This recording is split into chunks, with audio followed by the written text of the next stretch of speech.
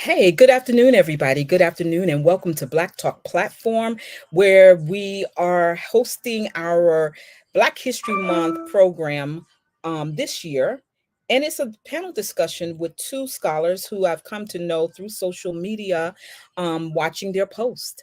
And they've been educating me as well as their other followers on Twitter. And I'm very happy that they have accepted my invitation to be a part of this Black History Month panel discussion. We have Dr. Karanja, and I pray I'm not mispronouncing his name. I'm very horrible with names. Dr. Karnja Carroll, he is a professor at Baruch College, which is a part of CUNY here in New York City, one of the leading colleges within the university. And we have, and forgive me, Catherine, for having said your name incorrectly on all of my posts, but Catherine Saunders, who is a PhD student at Howard University. She is all but dissertation, and we are happy to have her here too. Today's discussion was inspired by my daughter when I asked her, what should Black Talk Platform do to celebrate Black History Month? And she said, I really like to hear about Nat Turner, and I'd really like to hear a little bit more about Harriett Tubman. And I thought that these two guests could do a very good job, even though Catherine is not talking about Harriet Tubman specifically. She is specifically talking about our lives as Black women from a womanist perspective.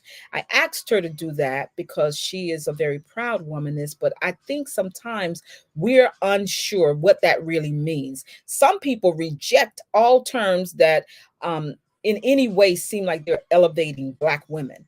That's not the cause. And I've seen a clear demarcation between what a Black womanist is as opposed to Black women who say they're feminists. There's layers that we have to consider, and she is the person of expertise in that area who I've invited today, and that's where we'll start. So I'm going to bring them on the program right now. We're going to get into the discussion. Dr. Carroll will be making his presentation about Nat Turner first. I know this is an unusual time for my broadcast, but I certainly want you all to come on in, and ask your questions as you usually do while we have the experts here. Welcome, Dr. Carroll, and we're going to call her C. Hello, hello, and welcome, both of you. Thank you so much for being here today on Black Talk Platform. Thank you for having me. Thank you. Thank you. Thank you. So we were having a nice conversation in the green room before starting the program, and we are all, ironically, from the New York City area, either living in New York, having been raised in New York, or working in New York, or doing both. And let me start out by asking you guys to share some of what we were talking about before we came on board. Dr. Carroll, he works in the Africana Studies and Latinx department at Baruch. And if I'm wrong about any details about your lives and your work, please correct me. That's perfectly fine. We want to give the correct information. And he and I started a conversation where I asked him the about the evolution of departments in CUNY to include Latinx.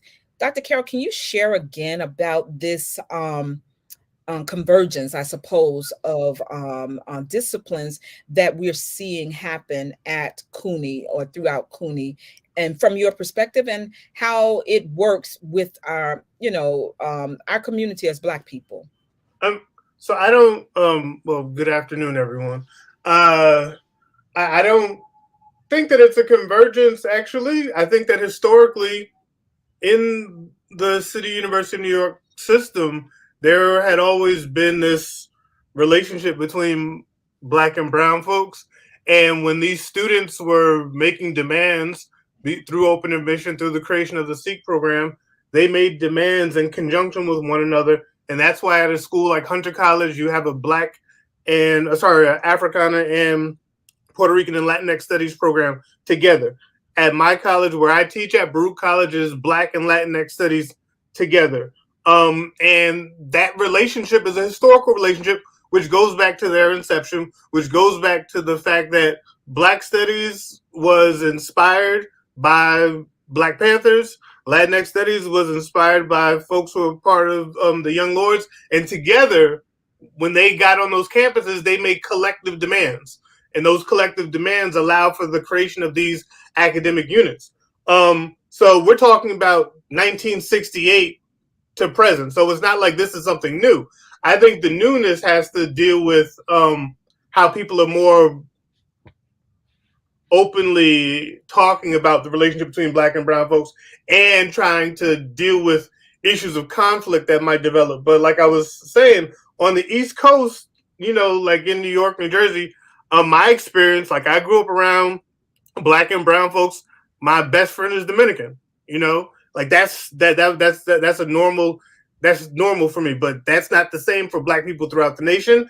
And when you have groups of folks like ADOS and FBA coming along with their anti-immigrant and their anti-Black position, anti-non-Black American positions, they just cause more chaos.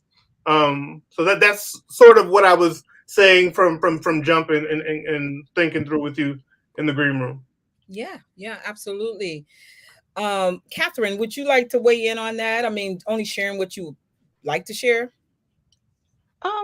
So I do have a bit to say. I will say that am I supposed to see myself? Because that's all I see right now. Yes, you're on the spotlight. Okay. So hi everybody. I wasn't sure if something went wrong. But generally, I will be honest and say that the term Black and brown does bother me. As an individual, but also as somebody that's trying to, I guess, yield productive cognitive thought or intellection about Black people throughout the diaspora. And I think that that's not necessarily, I guess, to vex certain communities, but I think sometimes, what's the word for it? In discussions about critical race topics or about race groups, there's a tendency a lot of times to universalize and kind of join things. And I think that while that can work, sometimes it does flatten meaning and kind of create false equivalencies.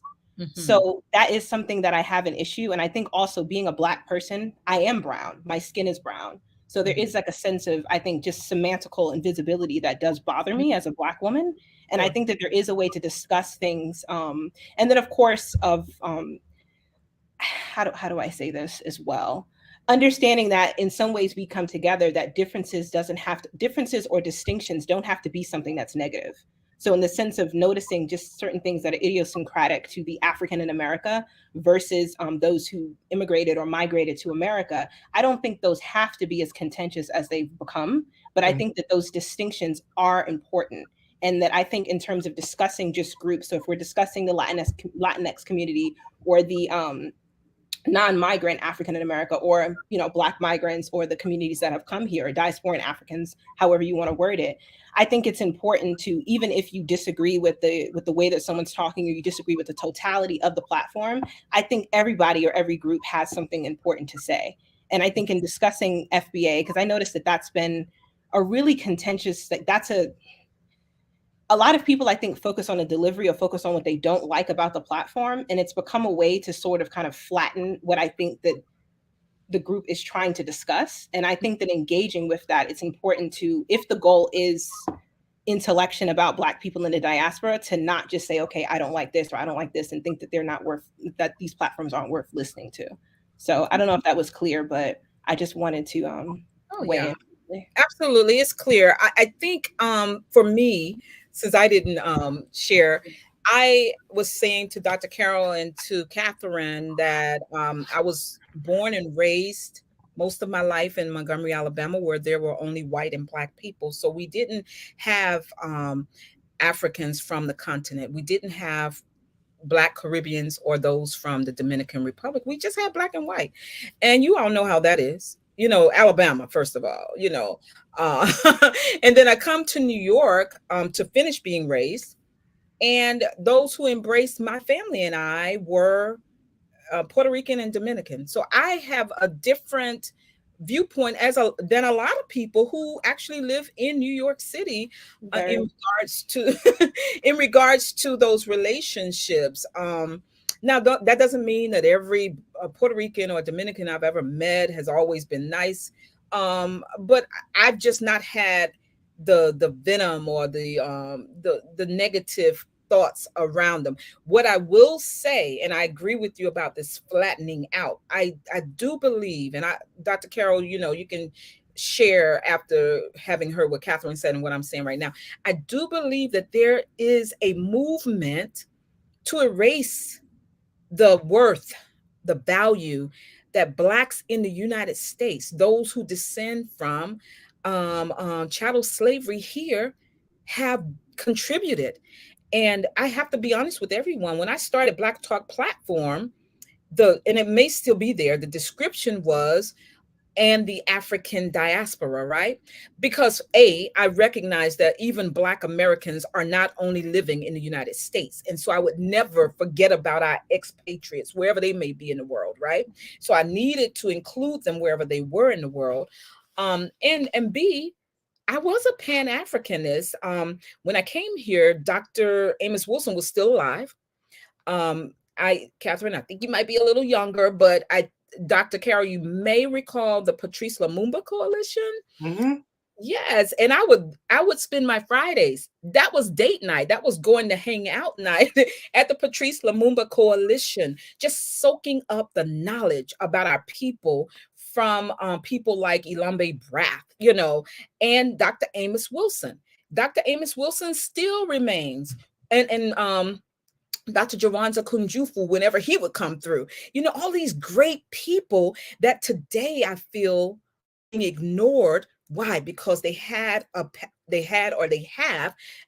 Pan-African platform. Well, I believe all knowledge is good, but I don't want to see the contributions that Black Americans have made be lost, or I'm going to stop using the word converge, but just lost inside of a Pan-African thought. So Dr. Carroll, you're on.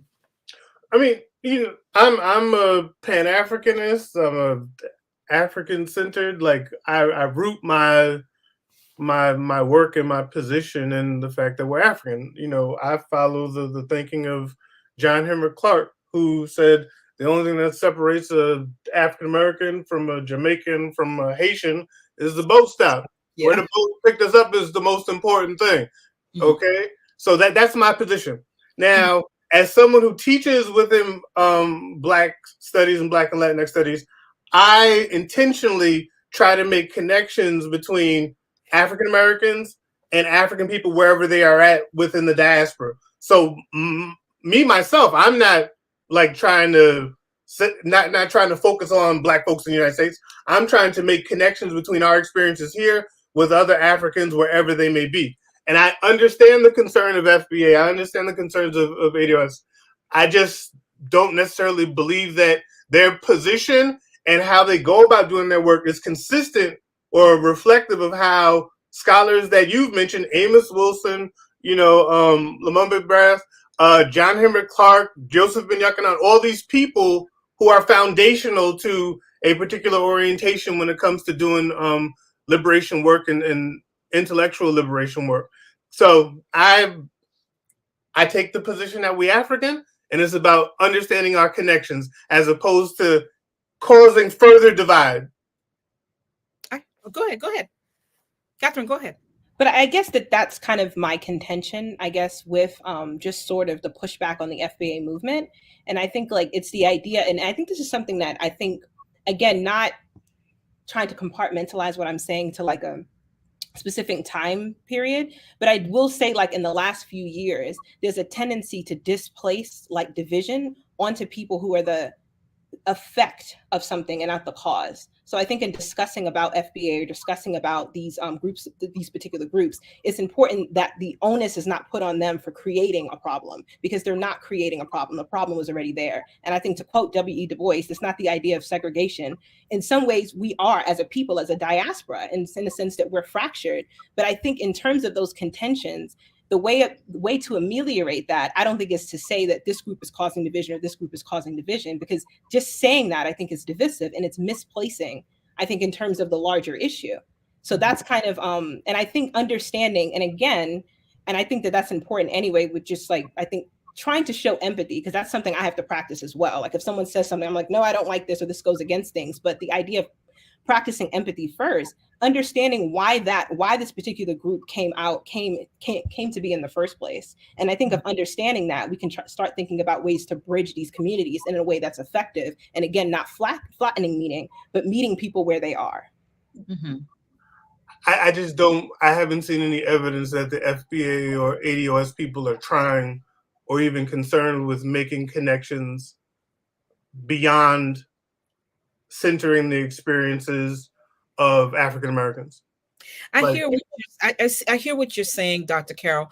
But this is how, let me see if I can say it. Now, I'm gonna be honest with you. My children, they're young adults. They're not children, little children, but they're young adults, and they fully embrace Latinos or Hispanics. And that's an issue too, that naming, that, that phrasing, but that's an issue I believe that they're going to have to work out, just like what we're talking about now. You say ADOS or FBA, right? Those are issues that we also have to work out. Why? Because we, the three of us right here and now, like the terms or not, I don't necessarily claim either, right? But I know that what they're trying to say, they're trying to identify us as Blacks who have descended from enslaved people here in the United States.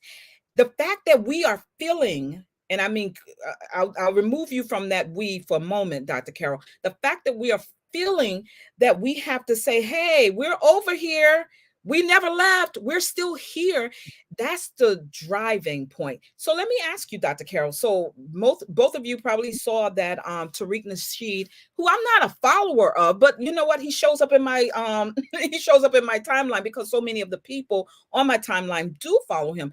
So, and I've not followed this making of a museum, but apparently last night was the opening of the museum. I saw a little clip from the museum. Are you, and I'm seeing you also, Catherine, shaking your head no.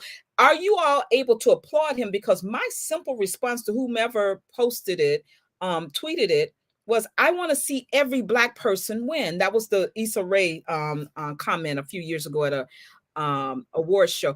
I'm able to applaud Tariq Nasheed, whether I follow him or not. And I know I think he's largely responsible for the whole terminology of FBA. I'm telling you, I'm not someone who can speak intelligently about him because I don't follow him. But I think I may be in the right neighborhood. Are you all able to applaud the fact that he opened the hidden, I don't even want to mess up the name of the museum. It's paying homage to us.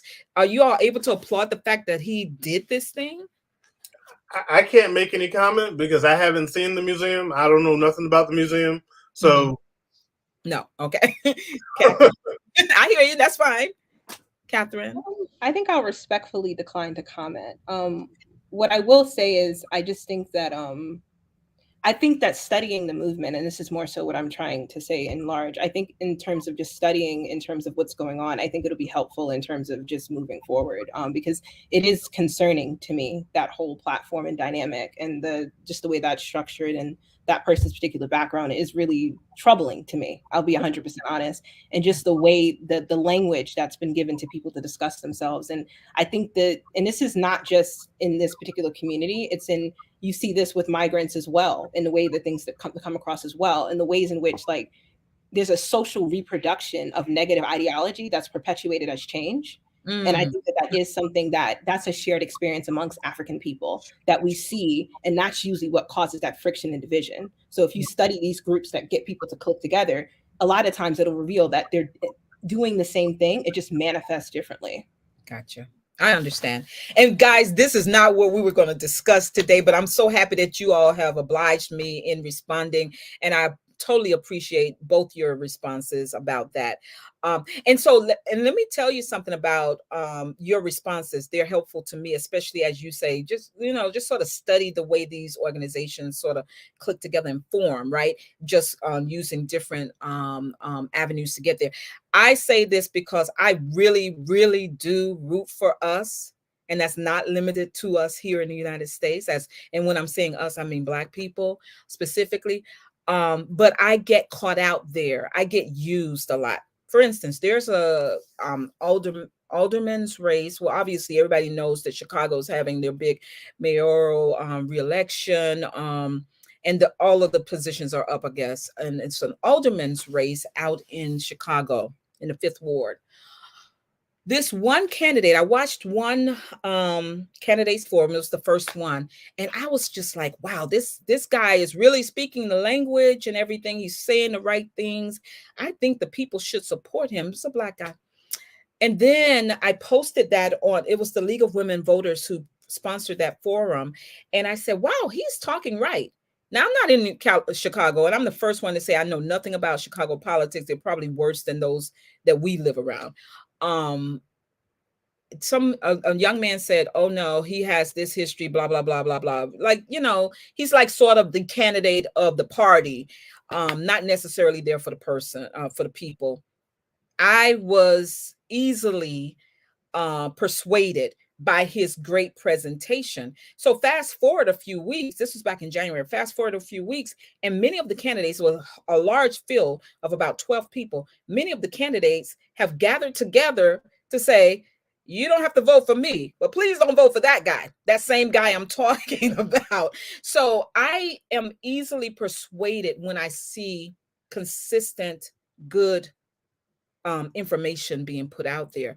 But what I take from you, Catherine, is go study a little bit more before you commit yourself. I was going to bring the man on this program until I went and researched after the young man put the post up under there saying, oh no, he's this, he's that. And I didn't. So that's good, because I didn't use the platform to elevate his platform, but I need to be a little bit more discerning, I guess. That's the word I've been using, discerning. So let's get to it. Let's get to it. And that's why I brought these two experts on, because I want to hear what Dr. Carroll has to share with us about Nat Turner.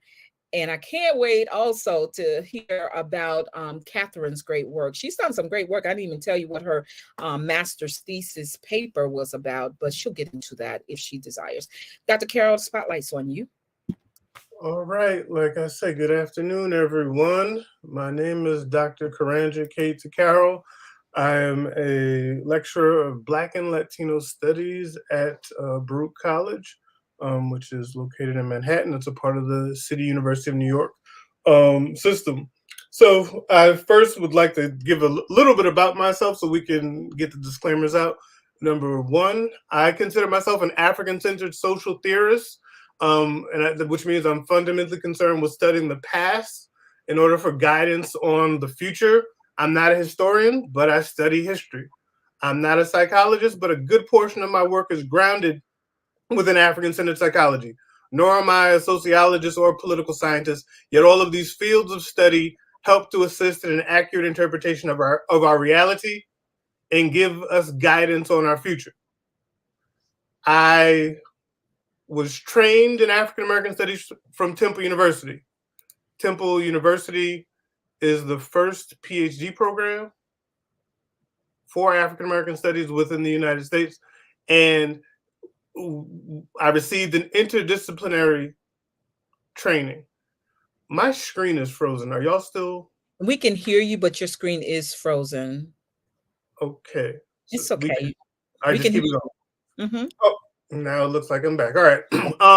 So I'm explaining all of that to understand, to let y'all understand that, like, I come to understanding and thinking about Nat Turner from an interdisciplinary perspective, one that is not merely just about history, but how do we use history in order to move ourselves forward. And it's funny that, we started and Amos Wilson's name dropped because, right in front of me, I have The Falsification of African Consciousness, Eurocentric History, Psychiatry, and the Politics of White Supremacy. And in this book, Amos Wilson lays out what is the function of history? Like, what is the political function of history? And how do we think about history and the psychological implications? Why do we learn certain things and not learn certain things? And what happens when we don't learn these things? And how that then might create ideas of historical amnesia, etc.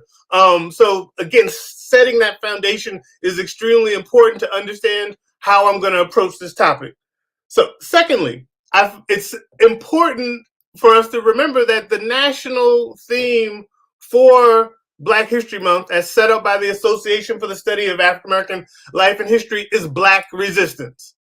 And to talk about Nat Turner is fitting if we're dealing with, Nat Turner as an exemplar of Black resistance. And I think we should be clear on what the word resistance means, okay? The word resistance comes from the root resist, and that comes from a Latin word, resistere, which is about attempting to stand up, stand back, and push back. So resistance is about not merely standing or existing, but standing and standing up firm and attempting to push back and demand your importance, your relevance, so forth and so on. So Nat Turner is an example of a Black resistor.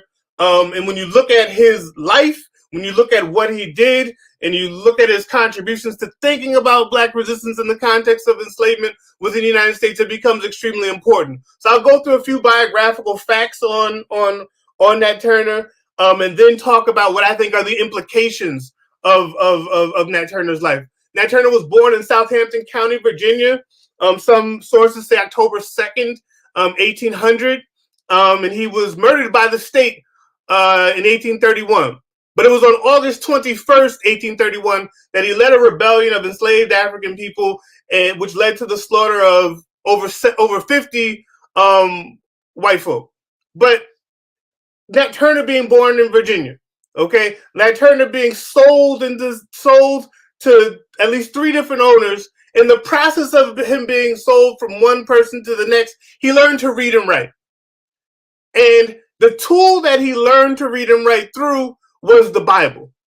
Now, this is important, okay? Because we have to recognize that holy texts historically have been used to teach reading, to teach writing, but most importantly, so-called holy texts have also been used to teach moral codes of groups of people. And for me, I go back to a foundational civilization.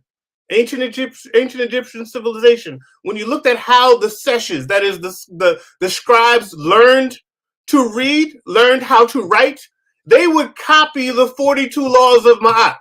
The 42 laws of Ma'at are the foundation that y'all probably now know as the 10 Commandments, because we know when you begin to study the origin of the so-called 10 Commandments, you begin to study a whole bunch of information coming out of the Bible, you'll find out that its origin is connected to ancient Egyptian civilization. However, the point is that by studying this text, by writing the moral code, you are learning how to read, you are learning how to write, but you're also internalizing the values and beliefs that are within that moral code. And that is how,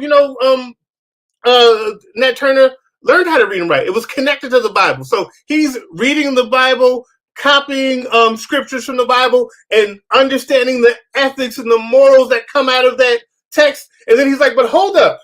What's going on with this institution of enslavement that is oppressing my people? And as Nat Turner began to study the Bible, he then began to teach from the Bible. He began to preach from the Bible, and he began to take on the name the prophet. Okay, he was seen as a prophet amongst his people because of his ability to teach the Bible, but also use it as a way to talk about freedom, as a way to talk about, change, as a way to say there's a better day coming, and the better day is going to come in 1831. Now, in 1830, Turner was sold to Benjamin Travis. And within less than a year, Nat Turner believed that it was time for him to follow the signs. Okay? Now, Nat Turner, believing in signs and hearing divine voices, he was convinced by an eclipse of the sun in 1831 that as the sun came up, he would have this physical sign to tell him it is now time to go about and do this insurrection, this revolt. He enlisted 4 other enslaved people to assist in the process, and an insurrection was planned, but it was aborted and rescheduled for August 21st, 1831. It was Nat Turner and 6 others who killed the Travis family. They were able to secure arms, able to get horses, and able to enlist 75 other enslaved folks in order to develop an insurrection that resulted in the murder of over 50 white people. And the purpose of this was, Nat Turner said that this is his chance to attempt to begin the process of ending enslavement of his people. That the signs that he received, he believed, were connected to this divine message that this is your green light to do it. Okay?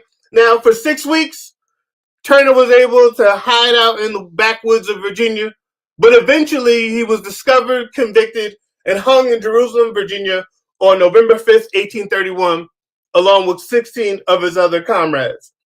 Now, that's the narrative that we know about Turner. Okay, Turner can be understood as an abolitionist because he was clearly against the institution of enslavement. Turner can be understood as a prophet because he saw what he considered to be signs and utilized them as he attempted to end that institution of enslavement. And Turner can be understood as a military leader because he organized his comrades, he organized his people to wage war against people who were representative of the institution of enslavement. Nat Turner was clearly a religious leader because he was inspired by the divine messages that he received through his interpretation of the Bible and his interpretation of the world that was around him. Now, this is what happened up until 1831. But what's interesting is that the narrative of Turner ebbs and flows, and by 1967, William Styron writes a novel entitled The Confessions of Nat Turner. And in that novel, Styron is trying to reassess who Turner is. But John Henry Clark responds. And John Henry Clark says very clearly, you don't understand who Turner is. You don't understand who he was. You don't understand this man's fight for freedom. And this is important because we have to realize how history can be used. History can be used in a way in order to shape people as mad folks, okay, as crazy, as out of this world, as opposed to recognizing that Nat Turner was moving to the beat of a different drum. And he was moving to the beat of a drum that was connected to freedom. And that freedom was going to be taken at whatever cost there would need to be. I think from Nat Turner, his history and his narrative, we can get a few important points that we should be mindful of. The first one is reliance upon African ways of knowing. And when I say African ways of knowing, I'm talking about African epistemologies. I'm talking about a way of understanding and seeing the world that says, I have a feeling, but I'm going to allow the material evidence within the world to tell me what to do. All right. So for Nat Turner, he had a feeling that it was about freedom. But when that eclipse came, he knew that that was the time. All right. And I think within this Western world, we've been taught to not trust our feelings. And we need to recognize that our feelings need to be balanced with the realities of the material world. You can look at the work of Vernon Dixon, who talks about this different African epistemology, which is based upon not merely material evidence, but also what's the relationship between the immaterial and the material. Nat Turner also represents the importance of resisting, okay? The importance of stepping up and attempting to demand freedom, but also the ability to risk it all, to risk one's own life. And when I think of that attempt to risk it all, I'm transported from 1831 to the 1960s and looking at the work of formations such as the Black Liberation Army, looking at formations such as the Panthers, looking at for these formations that said that they were willing to risk it all in order to make demands on a system that was not trying to acknowledge their humanity. So Nat Turner is important.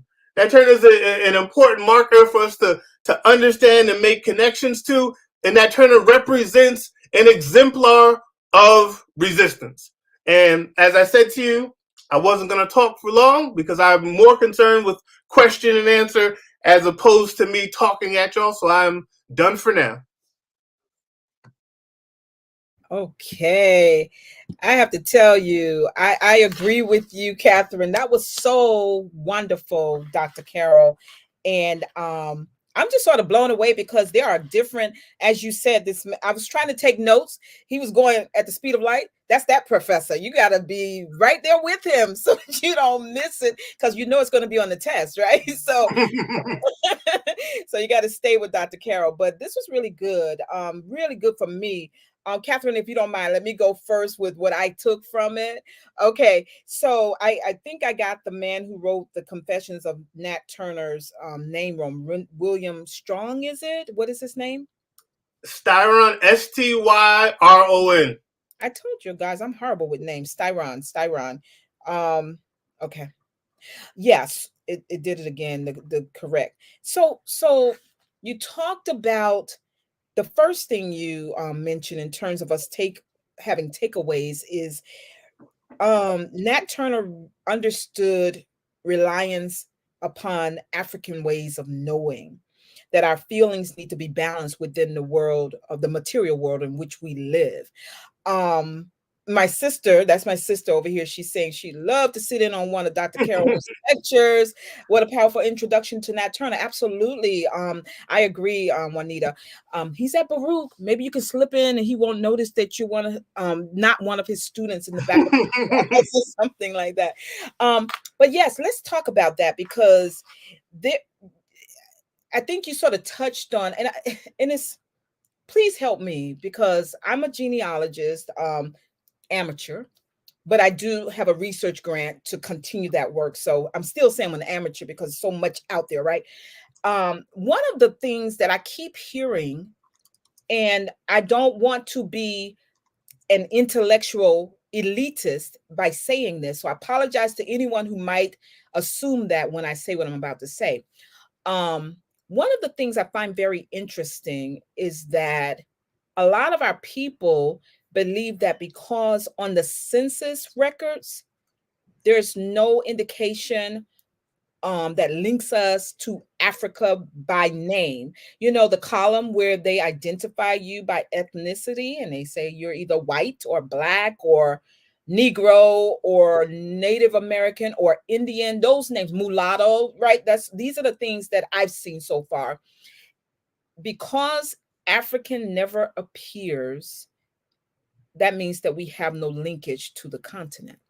And I just felt like that's a very, I don't want to be offensive, but I just don't think that that's understanding how census work. First of all, the census is about revenue. Revenue for a county, revenue for a state. That's the first thing. So you have to count your citizenry, right? You have to count them. The more you have, the more federal assistance a state or county gets. That's one thing that we all need to understand about the census. Second, the records prior to, I believe, I could be very wrong, 1850, before 1850, they were destroyed by fire, largely destroyed by fire. There are other ways to put it all together. And so we don't know how they were classifying us. We don't know how they were classifying us. But doing my research on schools in the Northeast that had enslaved people, you see African pop up a lot of times. My question becomes, are we, and this is something you could probably respond to as well, Catherine, are we to erase even any connection to the continent because we don't see it on official federal documents, which if we're willing to do that, then we cannot receive what Dr. Carroll said in terms of Nat Turner having relied upon African ways of knowing. Because I personally feel like sometimes I do, and without knowing what country my people come from in Africa, I just know that there has been a way, and I don't follow Christianity, but I do believe in Christ, right? And I follow Christ. I do believe that those who introduced us to the Bible, they never had any good intent. Those are the white people, the slaveholders, right? And if they could erase any connection we had, we know that they did it by separating us, right? First the language, then the community.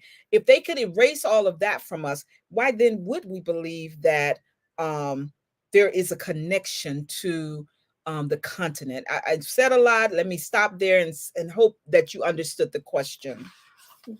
Yeah, I mean, I understand the question. I in my introduction of myself, I said that I was an African-centered social theorist, and I explained the social theorist part, but I did not explain the African-centered. By African-centered, I root my work in what is known as an African worldview. An African worldview speaks to a unique cosmology, ontology, axiology, and epistemology, all philosophical words that refer to how you see the structure of the universe, how you see the nature of knowledge, how you see determine what makes something real, and how you understand values. I'm saying all of that because it is the fact that we are African, and it is our ability to connect to our African past, which allows us to interpret our reality unique as it relates to the current conditions that we are in. To say that we're not African because we cannot find a particular place on the census is insane, because when we were being stripped from the west coast of Africa, there was nobody on that ship trying to determine anyone's ethnicity. That wasn't happening. So when people were brought here, you're not going to find that information. However, you look at the traditions that we carry, you look at the values that we have, you look at the things that we nurture within our communities, and we can find those linkages that go back to West Africa. You talk about language, okay? You talk about what's referred to as Ebonics, okay? There's been enough linguists who've done enough research to tell us that the structure of language that Black folks speak, whether it's a consonant cluster, whether it's the same to be across he, she, her, etc., those are all systems that are connected to West African, certain West African ways of using language. So therefore, we have these connections, and to deny the connections and say that they are not foundational as to who we are doesn't allow for us to actually fight a war for our freedom, because that then means that we only exist from 1619 to present. And I know that my ancestry goes back further than that. And I may not be able to say, yes, I know that I'm a Khan, or that I know that I'm Igbo, or I may not be able to say that, but I know that how I exist and how I exist in relation to people who are non-African, I see things, I operate through things, and I do things in an extremely different way. And it's not connected merely to being oppressed, because that's what some people like to do. They like to say, oh, well, it's not because we're African. It's because, you are an oppressed group of people and you had to create a culture of resistance, or a culture. It's like, no, these are ways in which we do things that are connected to the importance of family, the connection to the importance of women within the structure of our societies, which is connected to how we use music within all that we do. Okay, all of these things are fundamentally connected to cultural values that connect back to West African cultures and fundamentally West African ways of knowing and being. So the African foundation is necessary. The census don't need to tell us that. I agree. Catherine, want to weigh in on that? Sure. Well, I think, thank you again for pointing that out. I think with regards to engagement with the census, and I think like that also connects to kind of like the ancestry test that a lot of people have been doing as well. So I think it's great. I'm grateful that you brought that into the conversation. What I would say is that I think this is what both of you guys are sort of alluding to. I think that being left off shows the importance of epistemological authority. So the idea that if someone can control what you know, they can in essence control who you become and what you think, and control you in that type of way. So the idea of people who oppress you, they're not, and I think this is an Assata Shakur quotation, like they're not going to give you the tools, and Audre Lorde, the master's tools are not going to dismantle the master's house. And It's like Willie Lynch, like his whole division of Black people, they didn't work this hard to divide us and to try to like control what we know and how we feel about things, to make it easy for us to have like have a straight route back, a linear route back. And I think even depending or considering that, I think again is part of being systemized. So I think it's important for you to bring that up as well. But again, those reigns of epistemological authority are why history is important, why it's important, I guess, for us to not only know our history, but be curious of it and be understanding in terms of the wholes. So I think that's a great question. I I do think that was the question that you asked. I'm not sure if I'm. Yeah. No, you're absolutely on point. And I thank you both for shedding light on that, because I think I just know for myself, I cannot say for everyone, but certainly I can identify with the way Dr. Carroll presented that aspect of reliance on African knowledge, ways of knowing, to Nat Turner, because it was like, oh yeah, me too. Me too. I don't deny it. The reason, and I didn't share this before, the reason why I sort of went away from um, uh, uh, use of Pan Africanism in my own space is because I had an experience during the pandemic, and I've shared this before on this platform, where it was I do a lot of community activism, and that leads me to working with the NYPD a lot, because I'm all for our people. And if I can be on the inside helping to keep them from getting harmed by the NYPD, that's what I'm doing. I'm being a voice, right? So it was just before the Derek Chauvin verdict was going to be read. I felt that it was really important to seek out the young people in the community in anticipation of him doing what others have done who have harmed us from law enforcement perspective, getting off. So not to say, and because I really resent when victims' families are carted out to now restore peace while they're grieving a loss of a child or loved one after the law enforcement has harmed them. So I wanted to do something to create a space for the young people. So I invited other leaders across spectrums, people I've worked with for a long time, to be a voice, because they may not be Black American, but they have young people too who are feeling it because they look like us. So we have this stage, and we're, it was even Facebook Live. It was really well attended. All of these people came out. And this one person, when they had an opportunity to come up and encourage young people, look, we're going to get to the bottom of this, whatever they wanted to say in terms of encouragement and to keep young people from harming themselves or compromising their liberation, their freedom. The person was very clear about what they were there to speak about, but instead of doing that, what they did was got up there and became a cheerleader for the NYPD. I had to go back because it was like passing the mic at that point for everyone to get their speech in, because we were going to march from one area to the other area. It's a big community, Cobb City. I was so upset with this person. This person is from the continent. We've worked together for years. And on top of that, not even that alone, was he up there cheering for the NYPD, but also discussed how I believe either himself or his son had been stopped and frisked, and that they're the better for it, or something to that effect. It was just like mind blowing. And I realized that there's not this same identity that this person in particular has with Black Americans. Because oftentimes people coming from the continent and sometimes the Caribbean, they're just so happy to not be in their poor situations. And I don't mean economically poor, but dangerous situations. They're happy to be here and be able to, guess what? Infuse themselves into our communities, hide, and let us go out and continue to do the fighting, But when it's a time to stand with us, many of them will not be able to. That thing hurt me so bad, and I had to peel off the global thought in the way that I did, because like I said to you all before, I'm rooting for everybody Black. You're doing something good that's going to help the community, wherever the community may find itself. I'm going to say yay for you. I'm about that. But that thing hurt me so bad. It happened to be his wife who said to him, because I had never met her, but she was there that day. She said, "You missed the point of why we were there and why you were there to speak."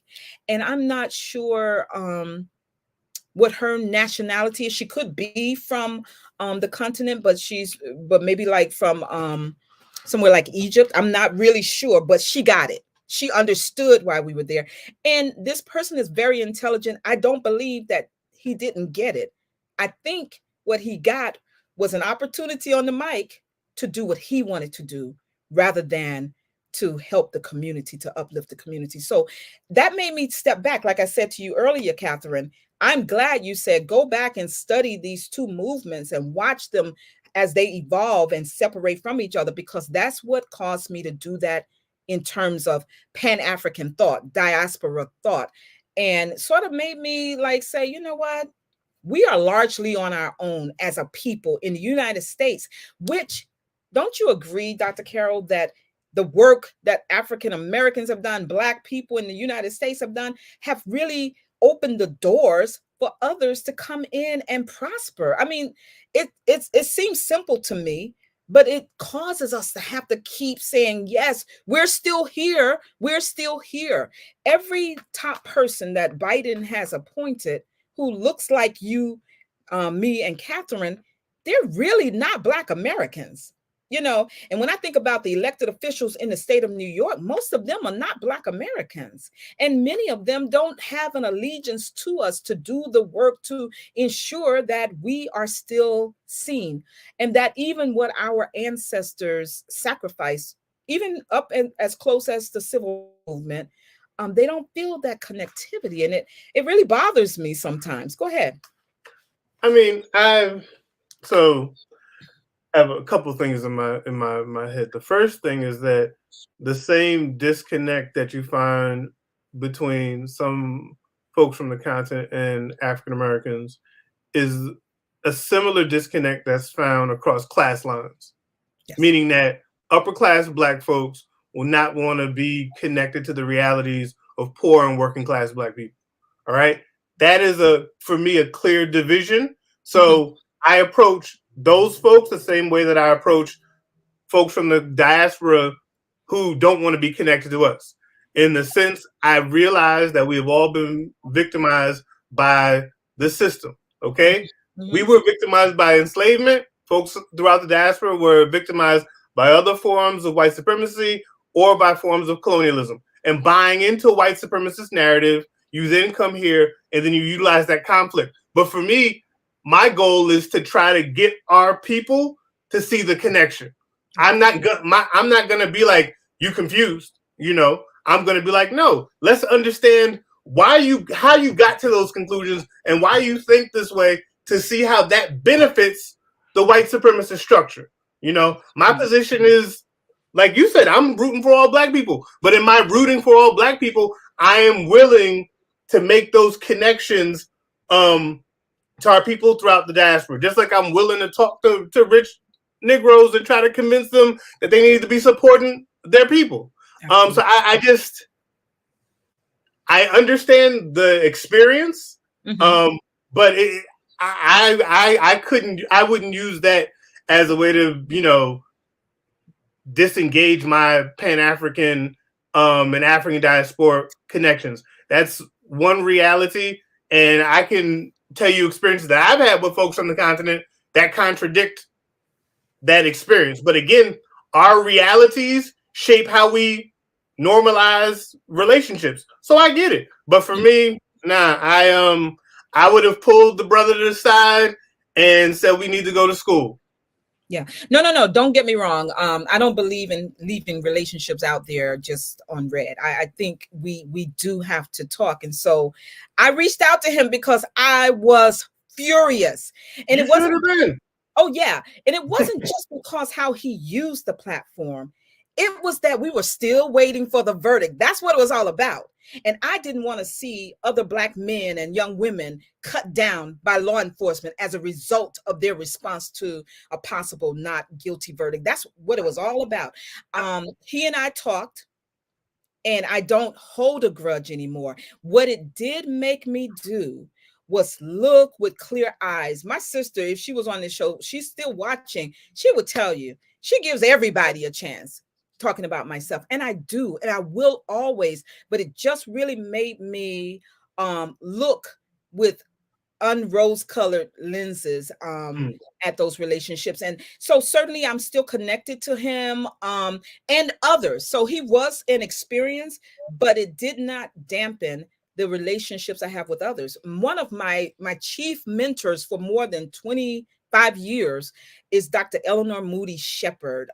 She is considered by me and many a queen mother, and she has been one of the people adopted over into Ghana. She has land over there. She's educating me constantly about the world of Africa. She's traveled, and I have another good friend who's been a travel companion to her in Nigeria and other places. So absolutely, I would never just turn my back on people who understand. In fact, the brother I'm talking about from Nigeria, I think he understands our plight over here as well as many uninformed Black Americans. He does. You know, he spent a lot of time over here. He was born over there, but he's raised over here primarily, and he has never himself. So once he sees us in community, he's not here to just take from the community. He's here to help build the community. And I just won't mention his name, but he is most definitely, and I don't feel like I need to call other Blacks allies.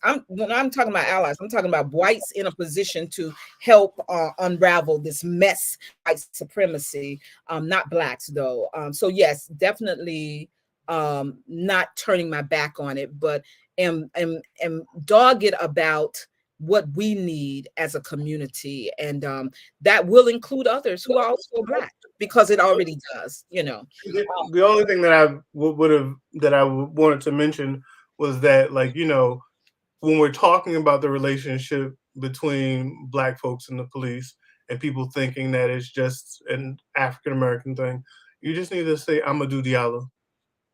Oh, absolutely. And like, for me, that is reflective of how people are not cops aren't rolling up on people saying, "Where are you from?" Right. Okay, you know, they see us as Black, and they see our skin as a damn weapon. And if they see the skin as a weapon, they then will come for us. But I just, again, I try to work through these conflicts, especially with our people from the diaspora. That's it. Yeah. Okay. Catherine, did you have anything else before I talked about the resistance piece he mentioned in his presentation? No, I was just saying that I just wanted to say, like, the idea of, like, I guess trying to rationalize this, like, this genocidal behavior from institutions like the police is something that I think that you see a lot of. And the idea that it only happens to this or certain type of people is a way that perpetuates, I think, the larger violence that goes on. So I think that is what you said really resonates with me, in the sense of, like, just the feeling that you said that you had with hearing someone say that, because I think in moments like that, we really see, like, just how great the impact is. So the idea that you're not only just killing the bodies of these Black people, but in the essence, like, it's really revealing the ways in which, like, we've been, like, cognitively attacked, and people are misconceptualizing this and revealing their self-hatred in the process. Absolutely. I just want to give a shout out to, I call him my little nephew because his mom and I have been friends since before he was born. This young man right here, I don't know if he's still there. I asked him to jump on because Dr. Carroll, I didn't realize that you were from Temple. He is currently pursuing his PhD in Africana Studies. Correct me if I'm wrong. Quadri Harris. And he too has come out of the Christian church. And I've always supported him. But much of what you were saying is the reason why I said, oh, you're there, he's here, is the reason why I said you need to jump on my show, because I know that he's finding great resonance with what you are saying, Dr. Carroll. And I so hope that he'll be able, when he comes home, to connect with you, because I think it will be a great benefit to him. And he is just a whip, and you would love him, as you'll be able to dually share. But definitely, he posted something, and he shout out to you on your birthday, Quadri. He is a brilliant young man, and he's able to see beyond the scope of what we have inherited as our faith. And it sort of speaks to many of the things you were saying, just the African way of knowing, if you begin there. But let me just, because we are like already almost an hour in, this is so rich for me. You talked about Nat Turner understanding the importance of resistance or resisting, and the attempt that he had to risk it all. And ultimately he did. He risked it all, but it comes out of his sense of faith, right? It comes out of this prophet that you spoke about him being, the military soldier, the abolitionist, the one who saw the urgency of now for his people. And I think that it's largely missing today. And that's why you have people like Catherine and myself saying, we cannot just lay quietly and keep watching. And I just told you all, and I need anybody to come on here and correct me if I'm wrong. If there are any Black Americans in high positions, it might be the Secretary of Defense, and it may be the UN ambassador, the sister, and of course the brother. They may be, but guess what? I don't see, if you see high officials in the current administration, or any administration for that matter, who are Black Americans, they still fall to this flattening that you were talking about, Catherine, before. So the resistance that we are engaged in becomes that much harder. And I don't think we have to do either or, Dr. Carroll, just, to support what your work is.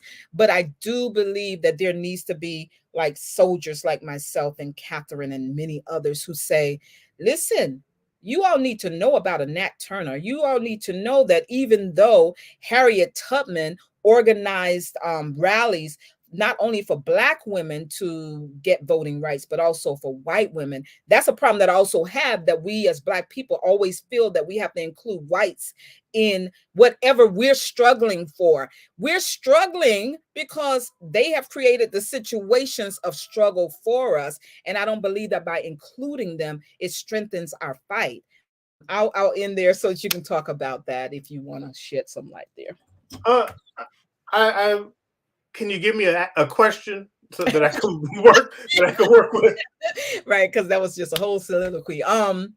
Yeah, so the question is, in terms of resistance, when you're thinking about Black Americans, do you, as a Pan-Africanist, believe that we should be all together with people from the continent as well as the Caribbean? And I feel that we should, but because that just really is largely non-existent, how do you propose that we continue our fight for resistance in the spirit of a Nat Turner? So, when I think about resistance, I don't think of large-scale rebellions. That's not how I approach resistance. I see resistance as the daily acts that we do. So we can talk about resistance during the times of enslavement as Denmark Vesey, Gabriel Prosser. Now we can talk about those rebellions, but we can also talk about the daily acts of resistance that took place where people slowed down at work, where people were putting stuff in the food that was being cooked that was getting people sick, and those little daily things are the acts of resistance that for me are meaningful. Okay, and so I'm not concerned with who is in the president's administration, in all honesty, because the president's administration is nothing but another tool of maintaining white supremacy. I don't think that Obama was the answer to anything. Okay, we're gonna get happy about this Black man being the president, but he fostered white supremacy in blackface, and that's not what it's about. What it is about is the daily things that we do, the daily conversations that we have with our people that say, "Hold up, you need to rethink that. Hold up, you need to ask the question: why are you not African?" Versus why would a system tell you that you're not African? Why would a system tell you that you're not connected to some place before this? Why in the world would you think that your history started in 1619? Those are the types of resistance that I'm concerned with, and that's how I operate with the work that I do within my classroom. That's how I operate with the work that I do outside when I'm doing organizing through the various organizations that I'm a part of. So I guess that's an answer to the question. But I said, we're not going to get free through the electoral process. That's not how freedom is going to come about. I agree. I don't disagree. Let me ask you this. Do you have a position on the reparations movement? Yeah, reparations is necessary. I don't have an issue with reparations. I do have, and I've written about the importance of reparation as it relates to education. I do have concern with checks Why? because we live in a capitalist nation and we bought into the capitalist ethic. And if we do get something, we're most likely going to return that back to our oppressor.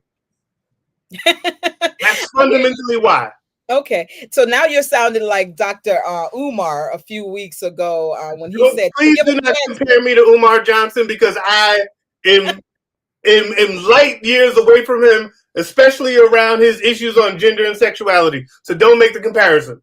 Okay, no problem. Well, what he said was that don't give this generation checks because, as you just said, and that's where the comparison comes in, they will give it back. They being us, anybody in this generation who might receive a reparations check. That's what I meant. Not in totality. But let me be clear, all right? We need our own institutions that we are in control of, and when the money goes into those institutions, then I believe that it is meaningful. But if it is going to go into an economy that will continue to oppress us and exploit us, then it doesn't work for us. All right. I believe in complete independence from this nation. Okay. That we can be our own autonomous community where we run our own schools, where we run our own businesses, all those types of things. That is what I'm talking about in regards to if the money goes there, then I'm good for it. But if the money is going to go to the materialism and the capitalist ethic, it's a problem for me. I hear you. Okay, I'm going to let you jump in because I saw you on your body language, Catherine. Go ahead. I have to keep remembering I'm on camera. It's okay. But no, I guess like for me, I'll be honest, like that kind of, when I hear that so often, that whole like the idea of like, oh, it's going to be spent. I've heard that so much in terms of with regards to reparation. And I think the idea of reparation being an ongoing discussion in committee, I actually do applaud that. Like the idea that that's actually, because I do think a discussion about what reparations actually should be is in store. And the idea of that. But I think the idea that, I don't know, it just reminds me of like the narrative of Frederick Douglass when the enslaved people get like the day off, and it's like the idea that they're being encouraged to do negative things to try to substantiate why they're enslaved. So I always push back on the idea that Black people would do that, because I think that goes into a lot of the systemized mindset of what Black people are, because you're always, and I'm not saying I believe in like necessarily believe in the 80-20, but I think the idea that underestimating the power of, we don't need, I don't think, like 100%, and that maybe is not even realistic, but the idea that you do have some people that would invest that, you do have some people that would make good of a check. Now, I'm not saying that it should be a check, because I'm even thinking like the damage that's been done, that is like irreparable. There's no price on that.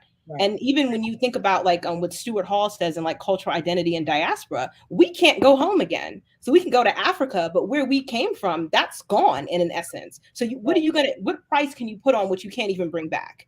So the idea of that there is the irretrievable, which there's no price to that. But I think at the same time, to kind of underestimate Black people, I think that's a problem as well. And are there issues with consumerism? Yes, but I think there's also issues with, I think, like the systemic control of who can and who cannot start businesses, because we've seen plenty of people come from anywhere over the world, don't know any English, and have all these communities set up in the Black, all these businesses set up in the Black community and take it right back to their own community. So we've seen that. We've seen systemic efforts to do that. So the idea is, yes, I think what people are getting at is there's some steps that have to happen first to make sure that that's going to happen. But I think the belief of thinking like, oh, these people may do that. Some people may, but that doesn't mean that there shouldn't be, that should be completely, thrown out or blanketed as like all Black people are going to do that, because how is that helpful? Yeah. I mean, I hear both of you, and I don't disagree with both. I don't disagree with either of you. Certainly, I do believe that what I've learned to do is to look at the United Nations human rights conditions around reparations, because what gets people so triggered is the thought of this check. Now, you don't hear many Black people saying what Dr. Carroll just said, right? About no check. So what you're talking about, Dr. Carroll, is that condition of rehabilitation, which is where my work has been focused. Education, criminal justice reform, police reform, those type of things, but also foster care improvement for Black children. When you have a system that is producing 80% of the social workers who then go on to make decisions that are critical about Black families being white, and less than 20% of those same social workers being Black, we have a fundamental problem that needs to be rehabilitated through the efforts. I mean, real concerted, deliberate efforts to ensure that these young Black children are not re-victimized, re-traumatized by white social workers who don't understand their trauma. And on top of the separation from their parents, for whatever the reason, the other conditions being Black produce. And so that's where I'm focused, but it's not the only condition. You were just talking about cessation. Well, there cannot be any restoration to our home, like you just said, Catherine, because we might know that the continent of Africa, the West, and West Africa in particular, is where the slave ships came from. But where we start when we get there, it's a whole nother story. How does that restore what was taken from our ancestors? It doesn't. But nevertheless, it is one of those conditions, right? And then, of course, the apology, which, of course, the Japanese who were interned here in camps, they received reparations in terms of a check. They received a check, and they also received that quote unquote coveted apology from the United States government, which we've never received. So I believe in terms of accountability, and the check, like you said, everybody's not going to misuse the money. We do know that there will be those who will, but guess what? It's their right. It's their right to do so. I was thinking about Callie House, and most people don't know Callie House was, to me, the mother of reparations, and she was doing mutual aid.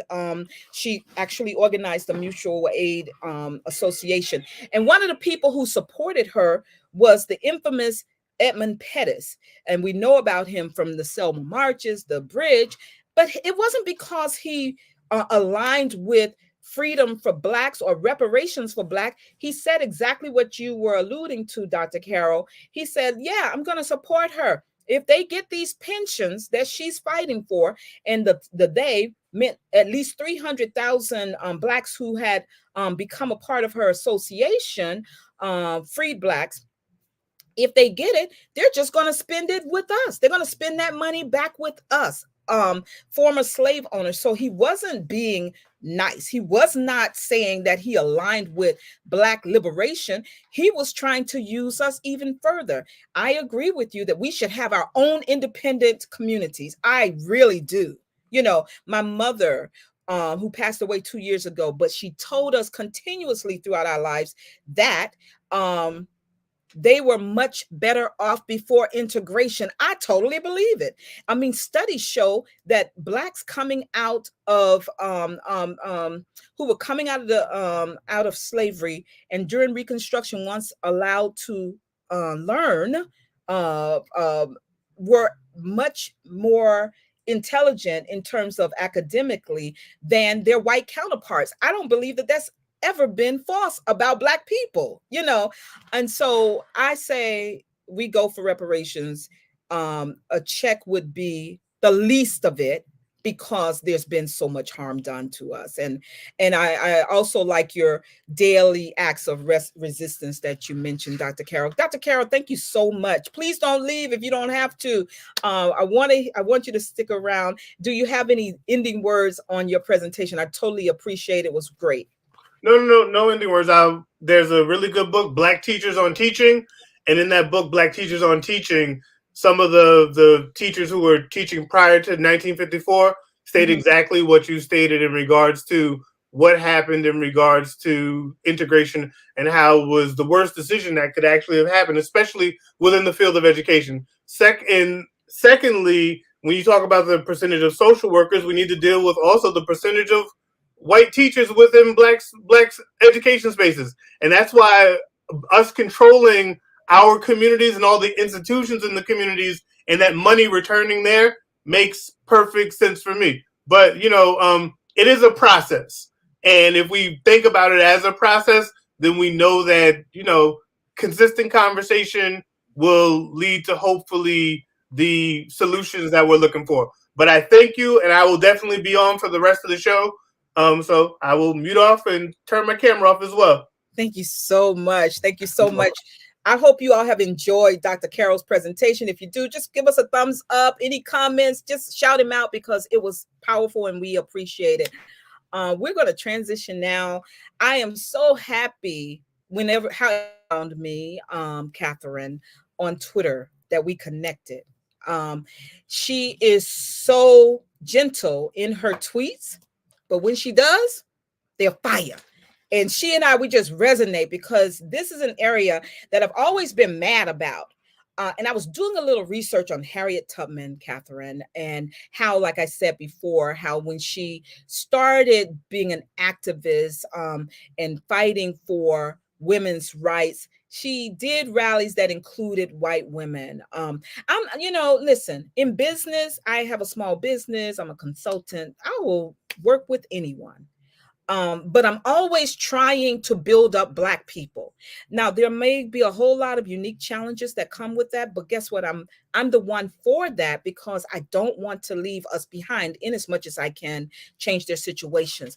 But there was this one organization that came out of her work in admiration. They're out of Massachusetts. I don't know if I'll be able to find it real quick here, but it was interesting to me. Oh, okay. It's called the Combahee River Collective. And they are a group of Black women organized in the 70s as Black feminists. And the language of feminists has always bothered me. And it may not even really bother you that much, but it bothers me because I see feminism as a tool of white supremacy, spearheaded by white women, to take all of Black women's resources and have them devoted to their causes. And our causes are different. And they note that in their founding documents, the Combahee River Collective, they note that, but they carry the word feminist. And I was trying to figure out why they're using the word feminist. Well, I don't think it was very in vogue to say womanist at the time, or it may have been more beneficial for their movement to keep feminism rather than use a word like womanist. Some people have a problem with the definition that Alice Walker gives. I want to yield to you just by sharing that information of what I found in the lead up to your presentation. So you are on and I'm listening. Oh, thank you. So first, I just want to thank you for having me. Oh, I can't believe I have to look at my face. So thank you. You're great. Go ahead. I appreciate that. I just want to say a little background about myself. So I'm a PhD candidate in African American literature at Howard University. So my educational training is through literature. So I see the world through a Black literary lens. So that's just a disclaimer. I'll give it first. Literature, of course, engages a lot with history and other subdimensions, but I'm not professing any kind of expertise in any of those other interdisciplinary fields that do aid with the study of literature. But what I will say with regards to, and I'm going to follow this along too to just make sure my thoughts are concise.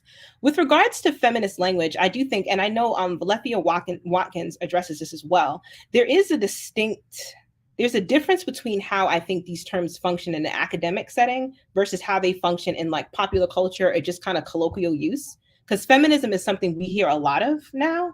And the idea of people calling themselves Black feminists or all these different waves of feminism that have different names. And the idea that a lot of the times that something has to come before feminist, Black feminist or Latinx feminist, or these different types of things that come, it shows that kind of original kind of meaning of it, in terms of it being very exclusive and not inclusive. And a lot of people and a lot of scholars, Watkins being one of them, but also you have like Patricia Hill Collins and other feminist people that discuss the idea of the need for there to be a modification in front of what it means to be feminist is sort of like a reiteration of the sense that it wasn't very inclusive to begin with, and it's an effort to other people to have other experiences included. So the term, to just kind of pick up where you left off, it bothers me as well, because I think it's one of these terms that has multiple meanings, but a lot of the times for some people it doesn't really have the meaning that they think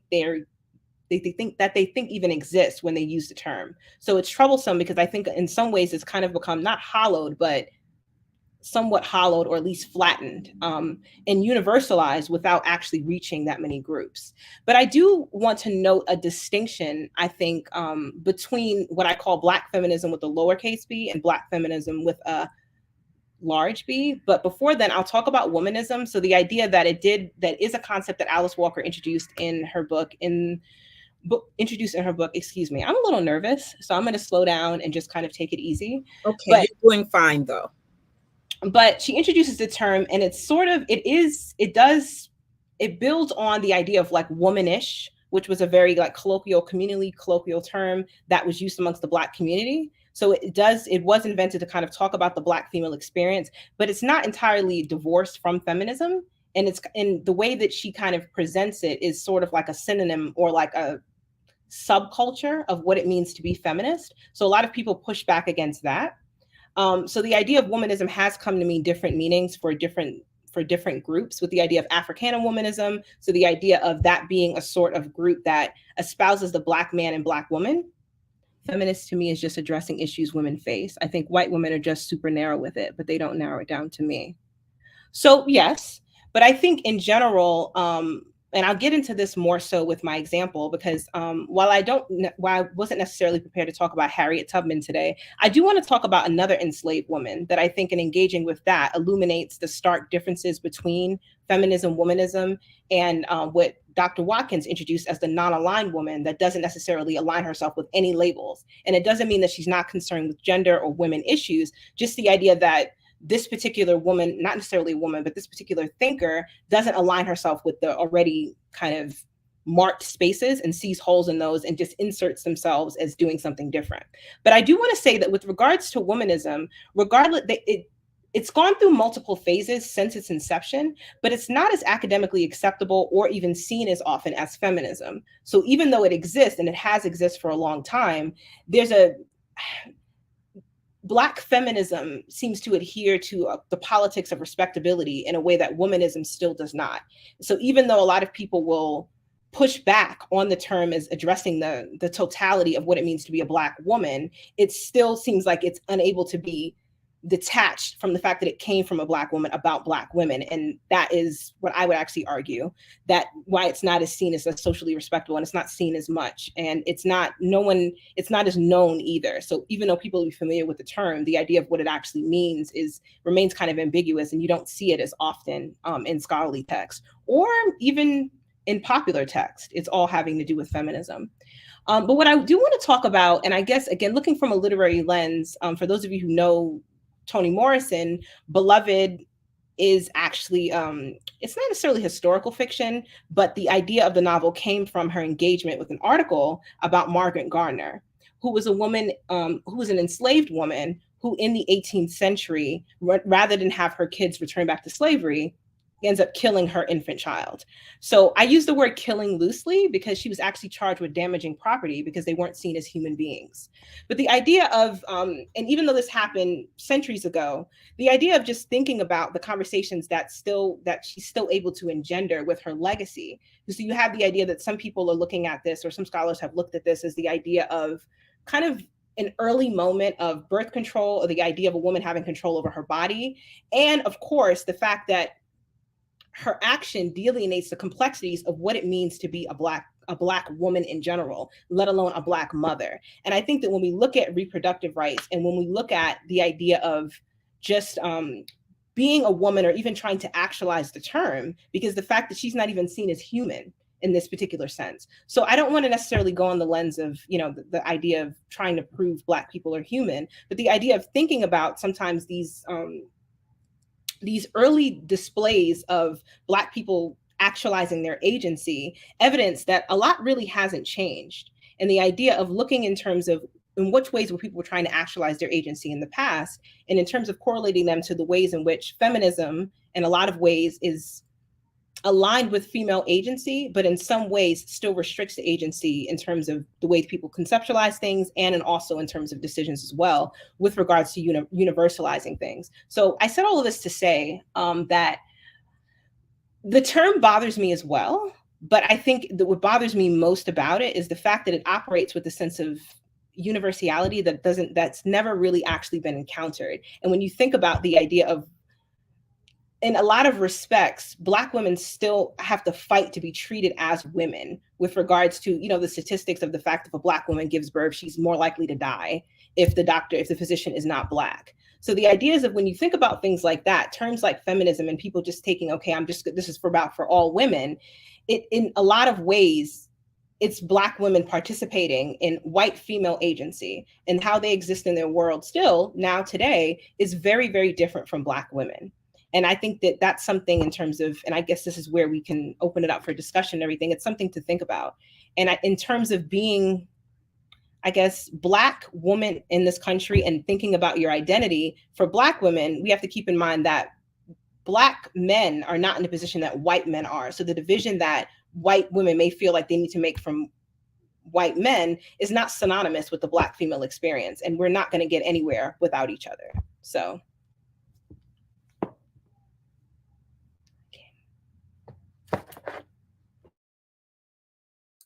Turn your mic is off.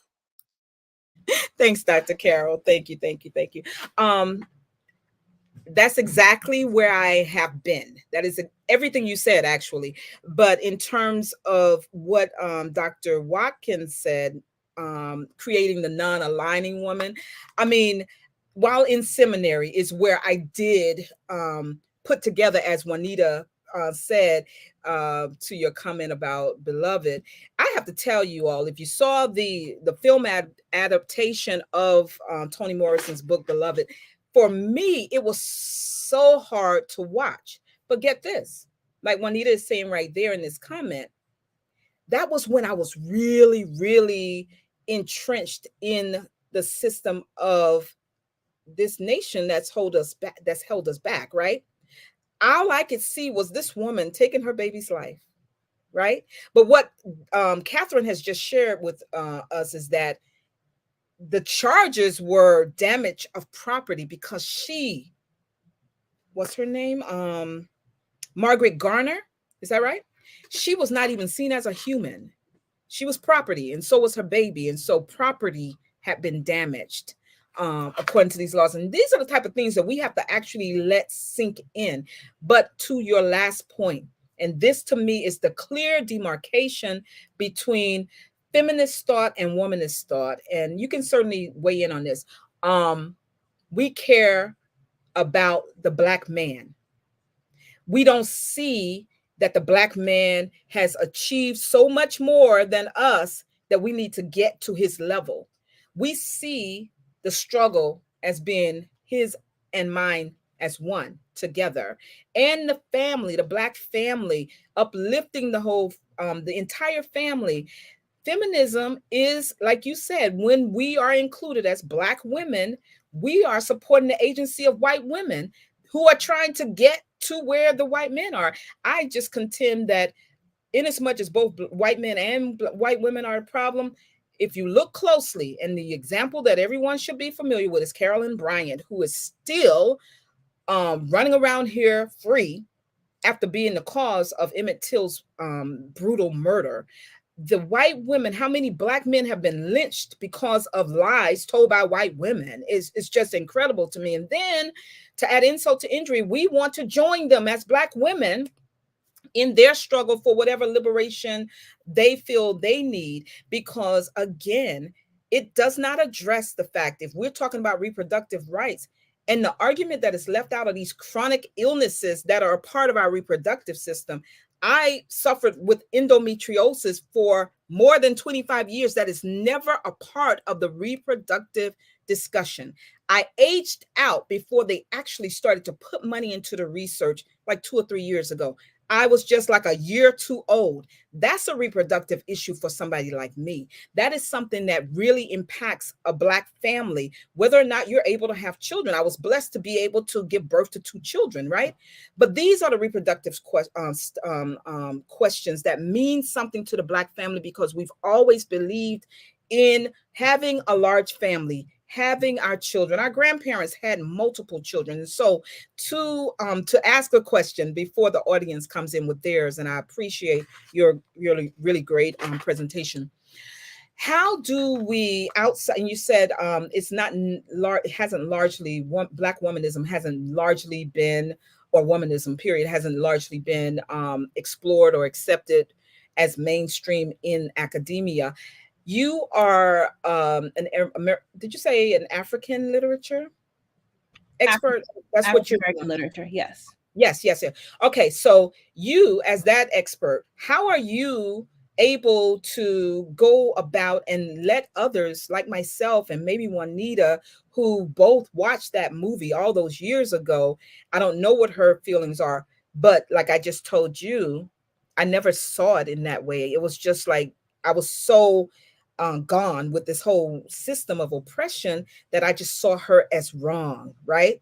I saw her as wrong. So how do you get us to raise our consciousness between understanding who, where, if we will align with the specific in a specific category, how do we then drop feminism and claim womanism? So before I just want to say also with me, I haven't seen the beloved movie. I've only read the book.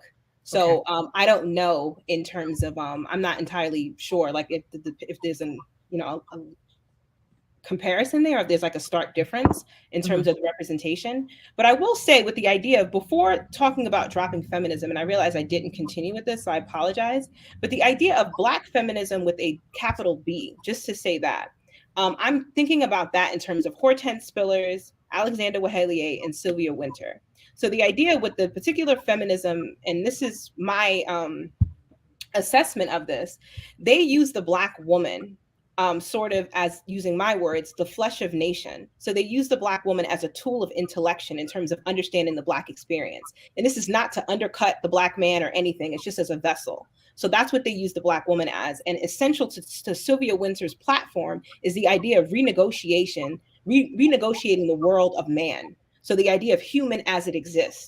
So to use Alexander Wahelier's term, the idea of Blackness has always been commensurate to bare life. So at the bottom of it. So the idea of using this Black female figure as a vessel to renegotiate how we've been taught to conceptualize humanity. So to connect that to Toni Morrison's literary depiction of Margaret Gardner, there's an interview that she gave when she speaks about that what really drew her into Gardner's story is her own recollection of the events. So the idea that this woman wasn't crazy. She was as cool when she did what she did. So the idea that it's definitely an act of agency, but she was thinking, what if it was of ration and reason? And it wasn't this woman is just doing something out of hysterical. And what's important to me about what she says is the idea that it moves Black people beyond resistance, which I think is very important. So when we think about Nat Turner, he's an essential figure because he shows us that we were not compliant, and he changes the idea of American history that Black people, because a lot of times the idea of uprising, a lot of times we talk about like Toussaint Louverture. So the idea that Americans weren't. But if we think about him as beyond resistance and acting in line with nation, and we do that with Margaret Gardner as well, then we kind of get into what I call evolutionary discourse, and we move beyond of just reacting to white people. And that's also what we see with the feminists, womanists, and different waves of stuff as well, because a lot of them, and I'm not saying this for everybody or trying to flatten meaning, but for, especially in the colloquial use, the idea that these terms are used to react. So just as these white women are reacting to, the idea of like, okay, we want to be in a certain position in the world, the idea that sometimes when people do that, it's like, let's react to our position. And if we're only reacting, we're not moving forward. It's a revolving door, re-evolution. Whereas the idea of we're evolving, we're moving forward. So if we look at this particular act that looks horrific, because can we really call it horrific without thinking about the entire system of slavery? Is what she did any more atrocious, horrible, or cruel than the system itself? Is it any more atrocious or horrible or cruel or would have awaited that baby, in the sense that as a mother, she would not be able to protect her child if her child was to live?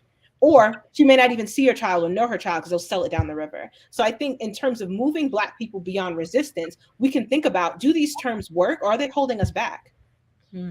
If we're looking at our history and we're looking at, oh my, I can't believe that she did this, or which is not necessarily a bad reaction, but if we end there, if that's where we start, that's one thing. But if we end there, are we re-evolving, are we participating, but thinking that we're contemplating? So that's more so what I would want to just kind of ask the audience, and what my particular work and my scholarship works to do, because resistance is great. I think that's a great place to start, but I don't think it's where we should end up. The reaction is not helping us as a people. And I think in a lot of ways, it kind of bogs us down. And it's also a tool of division. And again, helping other people actualize their agency against us. Oh my, I have a couple of comments to put in there, but you're absolutely right. And I will update my story about my initial reaction to the movie. I didn't read the book, just the movie, right? So we're sort of in the same boat, but I believe you probably have a greater sense of what she was trying to say because you actually read the book and it was a movie. But that was so many years before I even had children. By the time I had my children, we vacationed always in Myrtle Beach as they were growing up. Very first thing we always did, we always had an ocean view suite or condo, whatever. It was always facing the Atlantic. That was very important for me in raising my children, because the first thing before they chose their little rooms and everything, I had them come to the balcony with me. We would gaze out into the vast Atlantic, and I would recount the story of our ancestors who refused to come over here enslaved and instead decided to end their lives by jumping into the water, and often with their children. So that's an evolutionary thought process that I had encountered from where I was so outraged so many years ago. There was something about those scholars who I'd studied. I had no idea I would have a son first, but there was something about spending my Friday evenings down at the Patrice Lumumba Coalition under the tutelage of people like Dr. Amos Wilson and Dr. Jawanza Kunjufu, and reading their works so that I could ensure that I would be able to pass this information on to my children, that I believe filled in the gaps between having watched the movie and where I was once I finally had the children and was able to teach them those things. And so I appreciate you using that as a backdrop of your presentation, because I think we all do need to sit with it and not be so outraged, because you actually made the point that it's the strongest. Was her taking her infant's life worse than the system in which that child was born into and would have had to exist in, and not only be raised, because in that time it's not about just being raised, right? It is an existence that our people had to endure, and she made a courageous decision, and people still can be outraged. I don't know if I would have been strong enough to have done that. I know who I am right now. I don't know if I would have done that, so I will not pass judgment on her now, knowing what I know. Let me share what Danielle said to me after I mentioned about endometriosis. And this is, I believe, what Catherine is trying to tell us, Danielle. She says, Dr. Deborah, Black women organizations include fibroids and endo in reproductive justice conversations. And then she said, I'm not sure about white women's convos, but Black women have expansive discussions and advocacy on reproductive justice. That really, in my opinion, speaks to what Catherine was saying. And that's why I feel like there needs to be an evolution away from the talk of feminists, so that what you all are doing in these organizations, Danielle, can become the conversations that we as Black women are having, rather than having to refute that of okay, great. Because I want to hear from you, Doctor. Refute the movement of white women for their brand of justice, and it's really not to say that they don't have a space. It's just that, as you said in your presentation, Catherine, I don't believe that their agency should be affirmed by Black women. We have to affirm our own. Our issues are different, and I think that if we continue to align with them and their organizations, we will become, as you said before, during Dr. Carroll's presentation, flattened as Black women. And I don't think we can, Black women versus white women, of course, not Blacks versus the diaspora. And I don't think we can afford to do that. Dr. Carroll, before I go back to Catherine, did you have something that you'd like to add here? We love to hear from you. Oh, I need to put him on. Okay. The the only thing that I was gonna add was that, you know, when you read the Combahee River Collective statement, they state very clearly under what we believe, and I'm a quote from this because I teach about the Combahee River. I teach River Collective in Okay. my classes. They state, although we are feminists and lesbians, we feel solidarity with progressive Black men and do not advocate the fractionalization that white women who are separatists demand.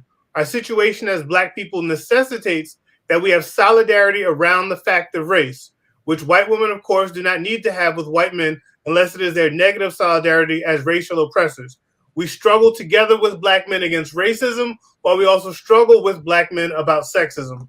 And that's like, I love the Combahee River Collective statement. And I think that those sisters understood very clearly that it is about alliances and connections between Black men and Black women as we attempt to deal with white supremacy, but also how we deal with sexism, homophobia, heterosexism within the Black community. So that was the only thing that I was going to add, because it's just an important point when you're talking about the Combahee River Collective statement.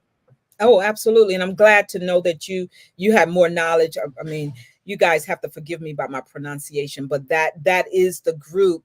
And my question in bringing them up was only that, why do we keep that term? But I think Catherine did answer it in saying that, womanism is really fairly new in terms of any discussion, whether academic or otherwise. And I think that attracts people, but they are very clear. Their mission is very clear. They do make these differentiations, and they are also very, very supportive of Black males, which to me is what really separate womanists from feminists. What do you say, Catherine, in terms of in your study, your practice, and trying to get us to understand from a literary perspective, because many of us do read people like Audre Lorde and Toni Morris and Alice Walker and others.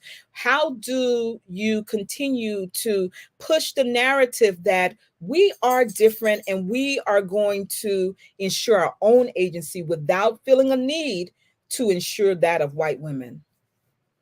I mean, and this is just, I'm just going off a lot of what Dorothy Roberts talks about in Killing the Black Body, because I think she does a really good job just going through like the trajectory of a lot of like gender movements, specifically with regards to race and reproduction. So the idea of just how like the diversity of thought within the Black community with regards to, just the idea of reproductive rights or just gender in general. And the idea of what I got a lot from what she was saying is the idea of the connection between Black men and Black women and the divide is something that's consistent. So the idea that you would always have the idea of us kind of holding hands across this kind of gender experience, because our experience in this country is very different, I would say, than our oppressors. So I would say that in some ways I don't want to say the segregation is natural, but a lot of ways, and I guess also given that a lot of this took place back when a lot of this movement began, back when we were segregated, the actual overlap between white and Black women with regards to these kind of clinics, they weren't in the same areas. So the idea that there had to be advocation and like work done so they can place it in a Black community for Black people to use it. So I would definitely say, so I guess I'm understanding your question to be, how can we make sure that we're not participating in agency that's antithetical to the Black initiative? Yes. And I would say understanding, I guess, like the larger issues of it, but I feel like that's already happening. And that happens a lot of times intrinsically in terms of what's going on. What I would say with regards to when things become popular, and we see this a lot, and I see this a lot on the shows that come out, where you see Black faces of people, so Black women, but it's like basically on a white woman's script or white female formula or white formula. I think things like that work. I guess Dr. Bobby Wright would call this menticide, to get people to align with the thought process. That they don't even realize. So then when you have a discussion, they're like, oh, if you're talking about Black men, what about Black women? Instead of looking for the ways of like, are these same issues the same for Black men and Black women? And if there is a way to insert it, is there a way to do so? So I would say generally, I could say not be careful, be cautious in terms of entering the conversations that you don't really know you're entering into. And the idea, and I would say also a distinction between Black and melanated. So the idea of just because you have melanin, I wouldn't say that your idea or your initiatives are Black, in terms of that as well. I think that's important. And I think sometimes seeing a Black face or seeing Black people do or say things, sometimes people think like, okay, let's align with this. And a lot of times it's like, black skin, white mask, word to Fanon. Yeah, yeah. Do you agree with that, Dr. Carroll, about the black versus melanated? I think that's a really good point to make because it's just not always out of a black perspective that people who share our melanin proceed. Yeah, I mean, there's enough evidence to tell us that just because you're my skin doesn't make you my kin. Right. Meaning that our blackness, is connected to an experience, but your interpretation of that experience is not going to be the same across the board. And like to a certain extent, that goes back to my issue with black folks in positions of power within the current structure because they're there as a face. They're Mm, not there because they think a particular way. They're there as a physical face to manufacture misrepresentation. Linda James Myers in an essay talks about the way in which the system is able to perpetuate the craziness of diversity is by putting people who look different with people with different genders, with different sexual orientations, but they think the same as the white supremacists. And if they think the same, it doesn't matter what the faces look like. It doesn't matter what the genders are, what the sexual orientation is. If your position is rooted in white supremacist logic, you are the problem. yes, absolutely. I mean, and just to that, in terms of organizations that may also be black or I usually bring a lot of smoke to the legacy civil rights organizations because clearly most times they're not acting in the best interest of black people in it's my opinion, of course. But there's one organization again that I try to share with my young people, my children, and anyone who might ask me what I think about civil rights agencies, and it's the Color of Change. Rashid Robinson, he is a gay black man, but he's never centered the work of Color of Change in his sexuality. He is fighting for real civil rights issues. And for me, that's important because no, just like we don't want to see PDA from heterosexuals, that's not the totality of who we are, right? So why must that always lead? That's why I support Color of Change, because they have very good campaigns and it's not centered in sexuality, similar to the Kohaba, Kohaba, okay, Kumbahi. Combahee River Collective. If they're not centering it in this one aspect, that also flattens whoever you are. If it's boiled down to your sexuality, the needs of our communities are far beyond our sexual orientations, preferences, and all of that stuff. It is not to be excluded because we don't want harm done. Excuse me for the noise. But if you are a civil rights organization, you should be for the rights of our people, and they are very clear about that. And that's just for the knowledge of those who may not know. I'm going to put these up real quick because you had gotten out of here before I could put this up, Dr. Carroll. These are the comments that were giving you props for your presentation. Are there questions? Are there more questions for Cynthia? Oh gosh, I'm so hard. I'm really sorry, and I'm really embarrassed that I do this all the time. I actually do have a little issue, guys. For Catherine, anyone have any questions, because she gave some really, really great pointers for us and a ton of names that I've tried to write all down, Catherine, so that I can go back and look them up. Do me a favor, Catherine, tell me your term again. Evolutionary, what is it? Evolutionary discourse, is that what? Discourse. Yes, that's your term, right? In terms of how we move from being reactionary. Yes. Okay. Discourse. Yes. So tell us a little bit more as you begin to wrap up your portion of the presentation, and we begin to wind down period, I suppose. Can you tell us what we can do to raise awareness about the needs of Black women to be able to fight for for our own strength in the public discourse or rights, as you might see it? I would say leaning on, I did think sort of the critical discourse of Toni Morrison. I know Patricia Hill Collins made this comment as well. So Toni Morrison had made the comment about the idea of how the Black woman feels about women's lib. The idea that a lot of what the women's liberation is based on is what the Black woman has always been. And I know Patricia Hill Collins made the comment of like duplicating the duplicate. So the idea that there's a sense of duplication going on here with regards to women who I will call African adjacent. So women that do not live the Black woman's experience. So I think that that's important as well. Like to think about a lot of what's happening now is what has already happened and what we have already been for centuries. And I think that that's an important starting point as well. And I would also say that I do think the critical work of Sylvia Wynter and scholars and Hortense Spillers and Alexander Wahelier, I think they do a really good job with the idea of using the Black woman, and Christina Sharp as well, the idea of using Black women as a vessel to understand Blackness as a whole. Because the idea of understanding just how central I feel like the Black woman is to the idea of like flesh of nation in terms of understanding. And I know Stephanie Rogers as well, Jones Rogers, the idea with They Were Her Property. That book does a lot of work with detailing the Black woman and the white woman's relationship during enslavement. And it's a really hard book, I would definitely say so. It's told from the voice of enslaved Black people. So it's a lot of anecdotes that are very hard to read, but they're important to read to understand that a lot of, again, what's happening now has happened before. So the idea of understanding exactly what it means to align with certain means of thought and where these divisions come from and why we've had to be the way we've always been. So I think there's extensive scholarship going on now that's adding nuance to kind of like a discussion. And I think it's some important new lenses for looking at the world that is not through like blue eyes. It's through like, black lens. And I think that's very important. Okay.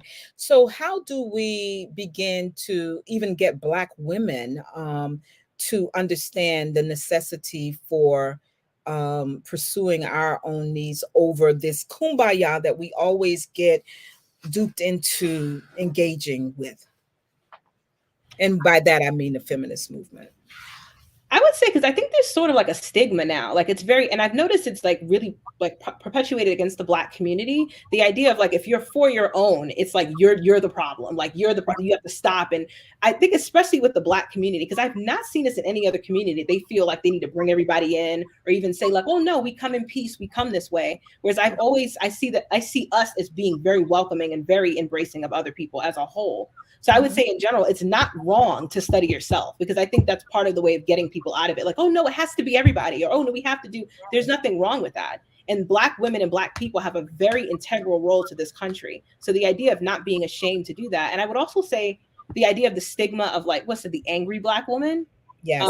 Now I wouldn't encourage letting anger consume you, but I also don't think that there's any harm in being angry either. Like you're allowed agency over your feelings. Right. This like a soft era now. So I say in general, like push back on kind of the great efforts made to kind of stymie epistemological authority by making you feel like, one, you shouldn't center yourself, and two, like the idea that your emotions are wrong. So because then people don't want to study because they don't want to have these emotions. They feel like they don't want to, even if they do encounter it, they don't want to encounter it fully.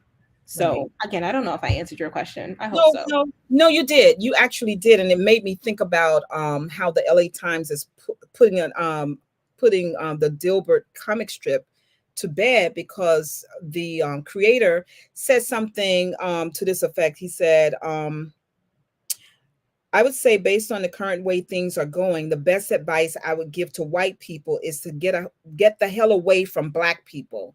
He's literally calling us, and like you were saying, if we say it's okay to be Black, then that becomes hateful to white people. If we say we should be able to stand up for ourselves, teach our own history to our young people who largely are the students in public schools, then that's considered hateful. So they just decided to pull the comic strip that many Black people also had enjoyed, I suppose, over the years. It is that type of thinking from white people, who are the white supremacists of the world. If you ask me, there are others, of course. They're intolerant of Black people having any sense of agency. And I think that's what you were getting at, but you certainly can weigh in on that in response to me responding to your answer to me. I mean, I definitely agree. I just do want to point out the elephant in the room because I think the connection between Black feminism and Nat Turner, you think about like Nate Parker's film, Birth of a Nation, when he had that, and then you had sort of like the general systemic pushback with bringing up the whole trial, the rape trial, but then you also had a lot of pushback from the Black feminist community. So I did want to push back. I did want to bring that up because I feel like it's kind of an elephant in the room in giving a kind of connection between the two. No, I'm actually glad you did because I was thinking about that, but I just got so caught up in your presentation, Dr. Carroll, that I didn't bring it up myself because literally the information shared in the film was basically suppressed because of the rape allegations that, if I'm not mistaken, Catherine, you might be able to shed more light on that. They were dropped, or he definitely was not convicted. What do you all say about that? It seems as if whenever we dare to raise our heads in our own truth, somehow white supremacy will use Black women even to take down Black men, as well as the information that is trying to be shared with the community. Dr. Carroll? For where we live and exist in a white supremacist nation that is not about us and not about our true freedom to exist.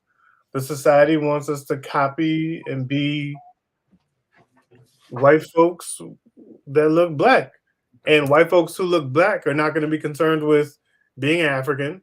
They're not going to be concerned with the values that connect us as African people. They're not going to be concerned with being independent from the white nation. It is about an integration. This is connected to the craziness going on in Florida and why you have all this pushback about, critical race theory or teaching African American studies. All these things is because by doing that, you are divisive and you don't allow for this fabric of commonality to come together for us to be great Americans, which is all a logic of foolishness.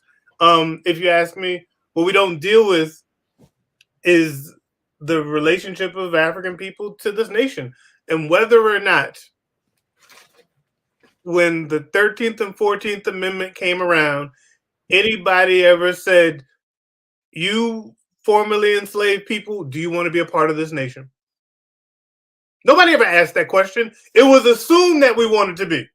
And if it was assumed that we wanted to be, every moment of our existence tells us that these people don't even want us here. Don't want to have anything to do with us. And therefore, it's the reality that we live in. It's 4:56. I know that we're about to end, so I'll stop there.